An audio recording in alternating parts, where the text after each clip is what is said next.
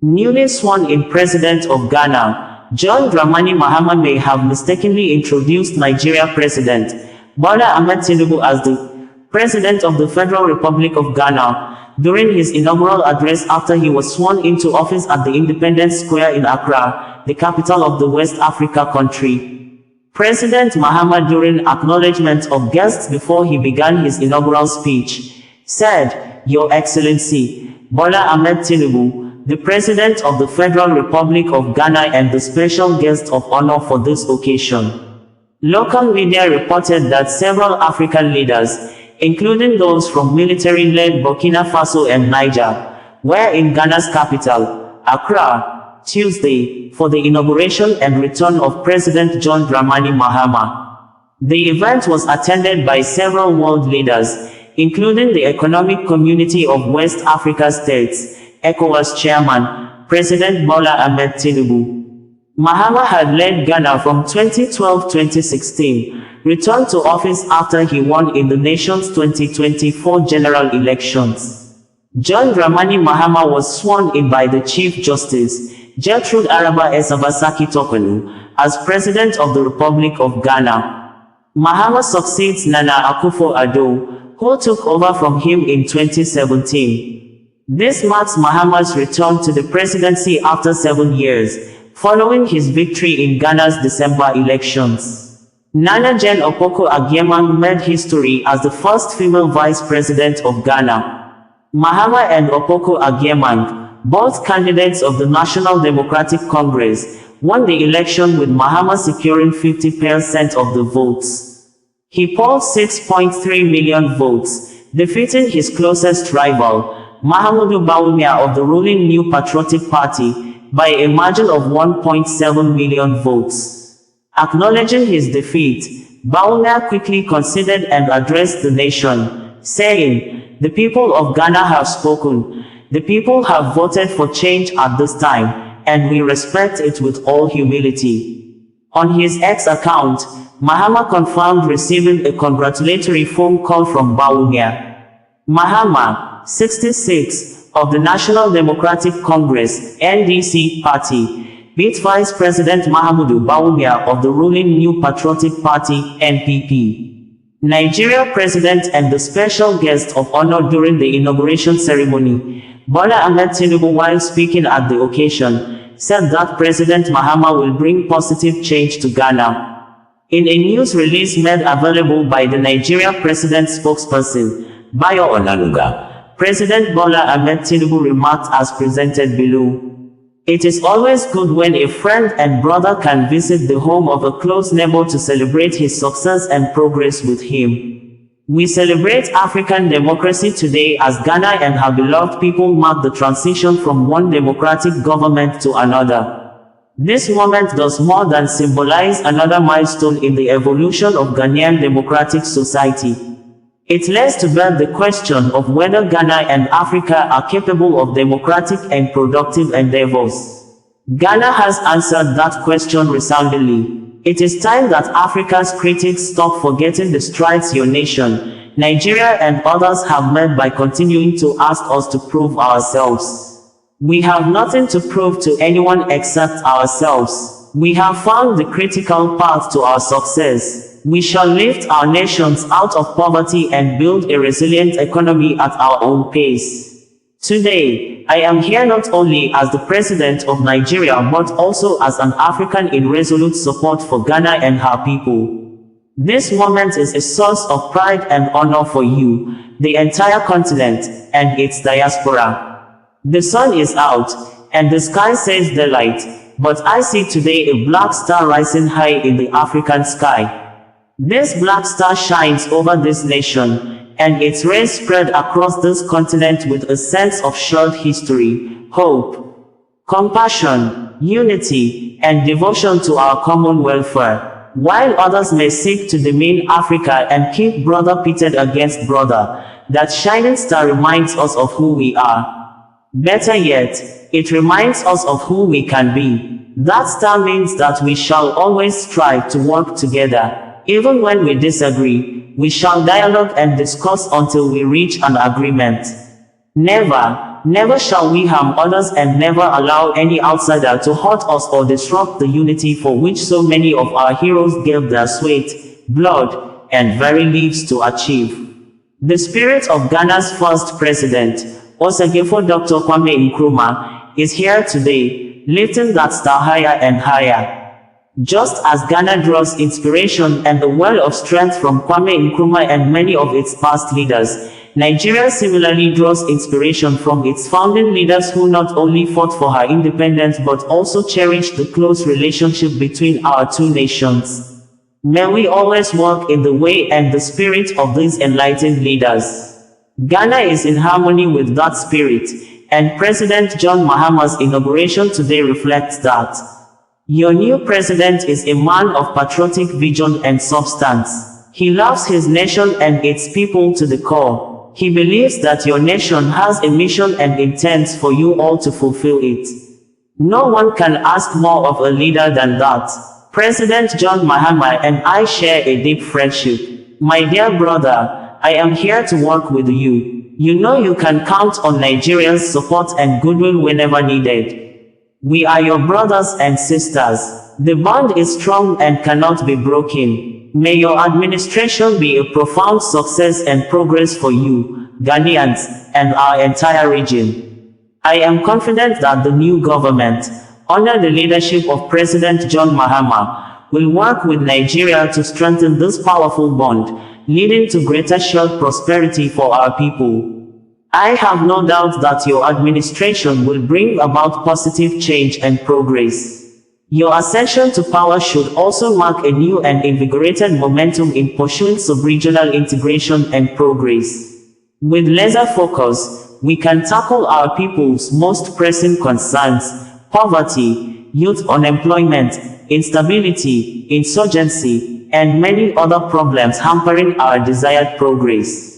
May Ghana's democracy continue to grow stronger. May progress and prosperity be your portion. Let us all look forward to a future filled with hope, opportunity, and prosperity, said President Bola Ahmed Tinubu. Honorable Members of Parliament, Her Excellency, the Vice President of the Republic of Ghana, Jane Nana Opoku-Agyeman, Her Ladyship, the Chief Justice, Your Excellency Bola Ahmed Tinubu, President of the Federal Republic of Ghana, and special guest of honor for this occasion, Your Excellencies, Presidents, Heads of Government and Development Agencies, Your Excellency Nana Addo Dankwa Akufo-Addo, and former presidents, Your Excellency Dr. Mahamudu Bawumia, distinguished invited guests, ladies and gentlemen, my brothers and sisters. Men of the Nigeria Police Force have arrested a male and female bomb victims in connection with the bomb explosion that occurred on Monday at Tsangagyar Sani Uthman Islamiya School at Kuchibuyi village in Bwari Area Council of Nigeria Federal Capital Territory, Abuja, after 3 suspects from Katsina State brought the improvised explosive device, IED, to the school owner and thus tampered with it, causing deaths and injuries. FCT Police Command, in a press statement on Monday by its spokesperson, Josephine Ade, said 2 out of the 3 men from Katsina State died in the process of the bomb explosion, and the surviving suspect and another female suspect that sustained injuries from the bomb explosion have been hospitalized under strict police custody. The Police Command press release reads in quote thus: "The FCT Police Command regrets to inform the public of a tragic incident involving a suspected bomb explosion that occurred on January 6, 2025, at approximately 11 a.m. at the Tsangagyar Sani Uthman Islamiya School, located in Kuchibuyi village, basin area of the FCT. Upon receiving a distress call from the Saki of Kuchibuyi, a team of police operatives, including the Command's Explosive Ordnance Disposal (EOD) team and the area commander of Kubwa, swiftly mobilized to the scene. The area was immediately cordoned off to protect residents and facilitate a thorough investigation. During the rescue operation, victims were promptly evacuated and rushed to the hospital for medical attention. Preliminary investigations revealed that 3 men from Katsina had visited the owner of the Islamic school, Malam Adamu Ashimu. The 3 visitors are suspected of having brought the explosive device with them. Tragically, 2 of the men died in the explosion while tampering with the improvised explosive device, IED, on the school veranda, while the 3rd man and a female trader sustained severe injuries and are currently receiving treatment under police guard. The FCT bomb squad has confirmed that it was an IED explosion, as remnants of the device have been recovered. Malam Adamu Ashimu, the owner of the school, has been taken into custody for questioning, and further findings will be communicated in due course. The Commissioner of Police, FCT, CP Olatunji Desu, urges members of the public to remain vigilant and report any suspicious activity, behavior, or items that may resemble improvised explosive devices to the police via our emergency numbers 0806 158 1938, 0803 200 3913, 0802 894 0883, 0705 733 7653, crew 0810 731 4192, and PCB 0902 222 2352. Safety advice for residents of FCT. 1. Stay alert. Be aware of your surroundings and report any unusual behavior or items to the authorities. 2. Do not touch suspicious objects. If you encounter any suspicious items, do not touch or attempt to move them. Instead, call the police immediately. 3. Emergency numbers. Keep emergency contact numbers handy and ensure your family members are aware of them. 4. Community vigilance. Collaborate with your neighbors to maintain a safe environment. SP Josephine Ade, Police Public Relations Officer, FCT Command, stated in the press release on Monday. The FCT Police Command had in a New Year press statement stated that Abuja, as the political and business hub of Nigeria, attracts diverse individuals, both with legitimate and illegitimate intentions. Announcing its achievements for the year 2024 and the command readiness to battle crimes in the territory in 2025, the police stated in quote thus: "The Federal Capital Territory, FCT, located at the heart of the Federation and bordered by Niger, Kaduna, Kogi, and Nasarawa states, serves as the political and business hub of Nigeria.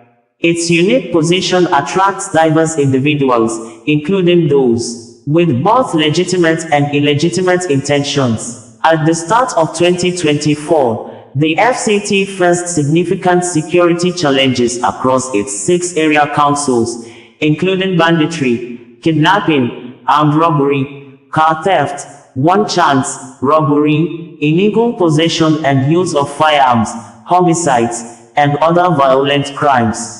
In alignment with the directives of the Inspector General of Police, IGP Kayode Adeolu Egmitokun, the FCT Police Command conducted a thorough analysis of the security situation, carried out crime mapping, identified crime hotspots, and implemented an action plan with the following strategies: robust community policing engagements, sustained targeted clearance operations, intelligence-led and visibility policing, collaboration with sister security agencies, strategic communication, public enlightenment, and sensitization. Achievements: January-December 2024, during the year under review, a total of 1,426 cases were reported, leading to the arrest of 1,077 suspects.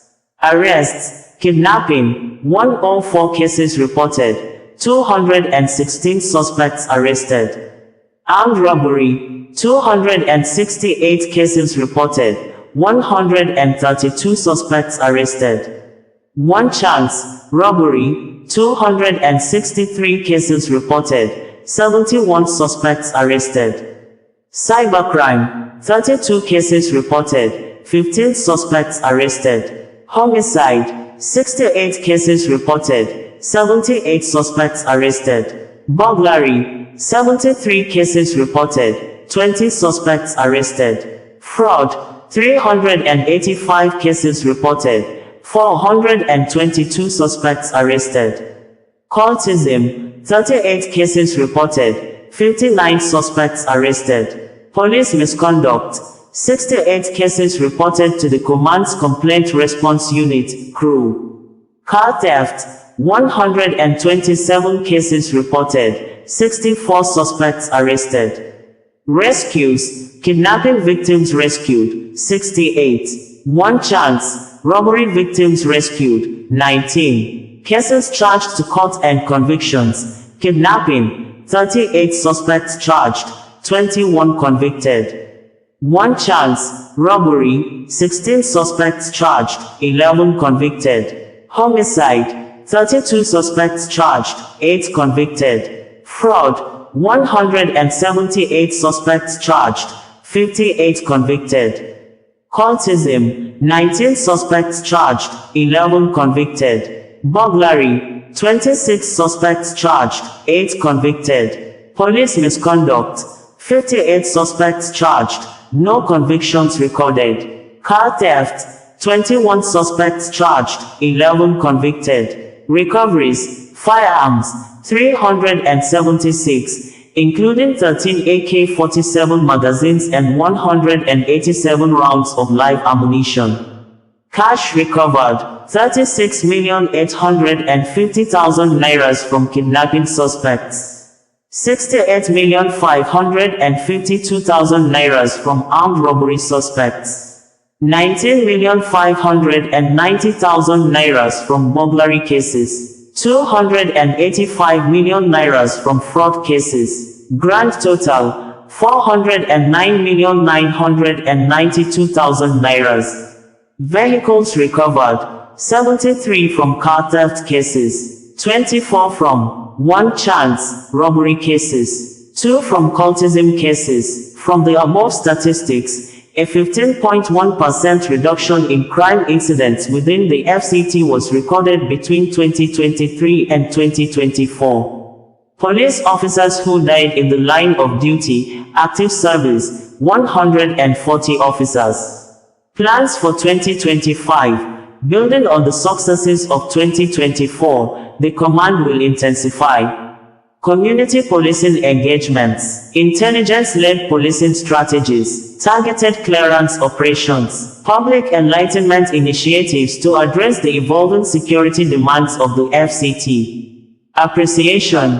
The command extends its heartfelt gratitude to the Honorable Minister of the FCT, residents, sister security agencies, the media, members of the Police Community Relations Committee, PCRC, civil society organizations, CSOs, vigilante groups, and community policing stakeholders for their unwavering. President Joe Biden and his wife, Jill, on Monday traveled to New Orleans to attend the interfaith prayer service for peace and healing with the families of 14 persons that were killed and 35 others injured on New Year Day truck-driving terror attack at French Quarters along Bourbon Street when the victims were celebrating the season around 3 a.m. local time. Federal Bureau of Investigation, FBI New Orleans Division, in a press statement few hours ago, called on anyone who may have information on the car terror suspect, Shamsuddin Jabbar, while the FBI updated the general public with a photo illustrations of Jabbar's movements leading up to the Bourbon Street terrorist attack. We are asking if anyone has information to help the investigation. Call 1800-CALB, FBI stated. Jill and I traveled to New Orleans to stand with a community defined by strength and resilience. To grieve, to pray, and let them know that America stands with them, and mourns with them, Joe Biden stated in a social media statement. It was also gathered that one of the survivors of the attack was a physically challenged person on a motorized wheelchair. In a statement, Todd Terrell stated that, yesterday, our founder and President Todd Terrell visited with NOLA terrorist attack victim Jeremy Sensky and his family at University Medical Center in New Orleans. Jeremy is a paraplegic and was on Bourbon Street when the terrorists struck him with a speeding truck, crushing his motorized wheelchair. United Kingdom Navy and our partners worked to get Jeremy a new motorized wheelchair, as well as assist the family with expenses as they were visiting from Pennsylvania. Our UCN chaplain Tony Dike has also been on hand for days counseling victims' families on navigating the difficult process of obtaining public assistance. We are also distributing comfort cups, which are weighted, therapeutic stuffed bears that have been given to the families who have experienced traumatic events. We also brought comfort cups following the Maui fires and Hurricane Helene devastation in Florida and North Carolina. Pray for Jeremy and the other victims of this senseless terrorist act.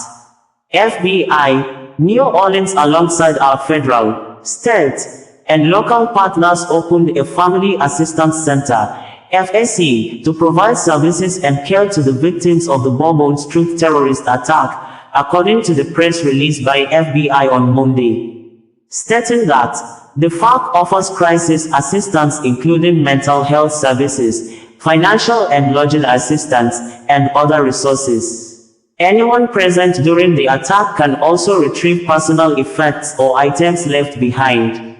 This center is for victims, their family members, and anyone present at the Bourbon Street attack, even if they were not physically injured. The FAC will provide services from 11 a.m. up to 7 p.m., hours subject to change, at St. Martin de Porres Parish School at 5621 Elysian Fields Avenue. Victims can also visit fbi.gov/Bourbon Street Victims to fill out a short form and find additional information and resources. Joe Biden had earlier in a press statement stated that, "I have been continually briefed since early this morning by federal law enforcement leadership and my Homeland Security team, including Secretary of Homeland Security Ali Mayorkas, Deputy Attorney General Lisa Monaco, White House Homeland Security Advisor Liz Sherwood Randall, and the Mayor of New Orleans regarding the horrific incident that occurred there overnight. The FBI is taking the lead in the investigation and is investigating this incident as an act of terrorism. I am grateful for the brave and swift response of local law enforcement in preventing even greater death and injury. I have directed my team to ensure every resource is available as federal, state, and local law enforcement work assiduously to get to the bottom of what happened as quickly as possible and to ensure that there is no remaining threat of any kind. I will continue to receive updates throughout the day, and I will have more to say as we have further information to share. In the meantime, my heart goes out to the victims and their families who were simply trying to celebrate the holiday. There is no justification for violence of any kind, and we will not tolerate any attack on any of our nation's communities, Joe Biden had stated. Meanwhile, in a formal statement, the FBI has called on internet sleuths, particularly ex-users, to please stop solving crimes before they have a chance to do so. The FBI statement comes some hours after ex-users allegedly discovered all suspects and motives related to the recent terror attacks in New Orleans and Las Vegas. The statement reads in part thus: "It is in the public interest that all ex-users stop solving crimes immediately. Solving crime is the responsibility of the federal government and local law enforcement. If we do not solve crimes first, we cannot control the narrative, and that's important for national security reasons we cannot discuss at this time. You're going to put us all out of a job," said FBI Director Christopher Wray, commenting on the public statement. "We're supposed to be the ones solving crimes. Please stop demonstrating how useless we are." As an incentive, the FBI is promising not to raid anyone who complies. All you have to do is not report on suspects, observe obvious connections to other crimes, or complain when we prosecute parents of school-aged children, a spokesman for the bureau explained. "You scratch our back, we leave your back alone. Get it?" FBI had prosecuted an ex-user for interfering with a cover-up. The FBI said last week Thursday that it now believes the suspect acted alone in an act of terrorism in the truck attack in New Orleans on New Year's Day that killed 14 and injured dozens more when a man drove a rented pickup into a crowd celebrating on busy Bourbon Street. The chief suspect, the 42-year-old U.S. citizen Shamsuddin Jabbar, was killed as he shot at police and officers returned fire, bringing the total deaths from the incident to 15, with estimated 35 others injured. The FBI also announced that it had found no definitive link between the New Orleans attack and the explosion that occurred later on Wednesday of a Tesla Cybertruck outside a hotel owned by Donald Trump in Las Vegas, which resulted in the death of the driver. Over the past 24 hours there had been contradictory reports on whether the suspect in New Orleans had associates in the planning or execution of the attack, while the authorities also had said they were looking into possible connections between the New Orleans and the Las Vegas incidents, before updating the public on Thursday on both fronts. Christopher Reya, Deputy Assistant Director of the FBI's Counter-Terrorism Division, said that the evidence had now shown Shamsuddin Jabbar was solely responsible for the New Orleans attack and had professed his allegiance to Islamic State. This was an act of terrorism. It was premeditated and an evil act. He was 100% inspired by ISIS, Reya said, adding, "We know that he specifically picked out Bourbon Street. Not sure why." The FBI also revealed that Jabbar posted 5 videos on his Facebook account in the hours before the attack in which he proclaimed his support for the Islamist militant group, while also previewing the violence that he would soon unleash in the city's famed French Quarter. The videos included one in which he said he originally planned to harm his family and friends, but was concerned that news headlines would not focus on the war between the believers and the disbelievers, Reya said. He also left a last will and testament, the FBI said. Earlier, senior FBI figures and the Attorney General of Louisiana had said they believed known associates and multiple people were probably involved. Jabbar, from Houston, Texas, drove a rented white pickup truck between the 100 and 400 blocks of Bourbon Street, crashing into regulars and mowing many down, then shooting from the truck, hitting 2 police officers before he was killed. Jabbar, who served in the U.S. Army for 13 years, was wearing body armor and a helmet, according to a law enforcement bulletin, and was displaying an Islamic State flag mounted on a pipe in the bed of the vehicle. The FBI is investigating the attack as an act of terrorism. Abdurrahim Jabbar, Jabbar's younger brother, told the Associated Press on Thursday that it doesn't feel real that his brother could have done this. "I never would have thought it'd be him," he said.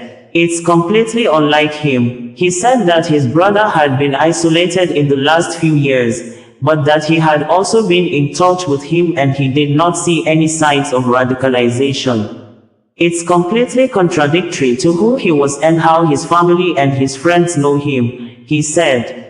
Accordingly, investigators found guns and what appeared to be improvised explosive devices in the vehicle.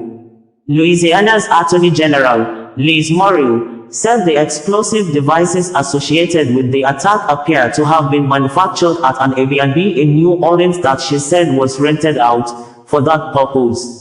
In addition, Muriel said, a house fire occurred on Wednesday morning that was connected to this event, where we believe the IEDs were being made. A New Orleans emergency management source said firefighters who put out that intentionally set blaze spotted a gasoline can, a drill, and some type of adhesive material. That discovery prompted them to call police, who determined the materials in the home were meant to make bombs connected to the attack on Bourbon Street. On Thursday morning, the New Orleans Police Superintendent, Ann Kirkpatrick, said on NBC's Today that authorities were investigating people of interest related to the attack. "We have people of interest. They are not people who are suspects at this time," Kirkpatrick said, adding, "The FBI is tracking down everybody." The vehicles involved in the attacks in New Orleans and Las Vegas were rented using the car-sharing app Turo, and the suspects in both incidents, who were both killed, had been or were in the military, leading to questions being asked, including by Joe Biden, about whether the events were connected. That link was scotched by authorities later on Thursday. A spokesperson for Turo said the company was cooperating with police. The company also said that, "We do not believe that either renter had a criminal background that would have identified them as a security threat," according to international news agency reports. Bringing you the news in a more digital way.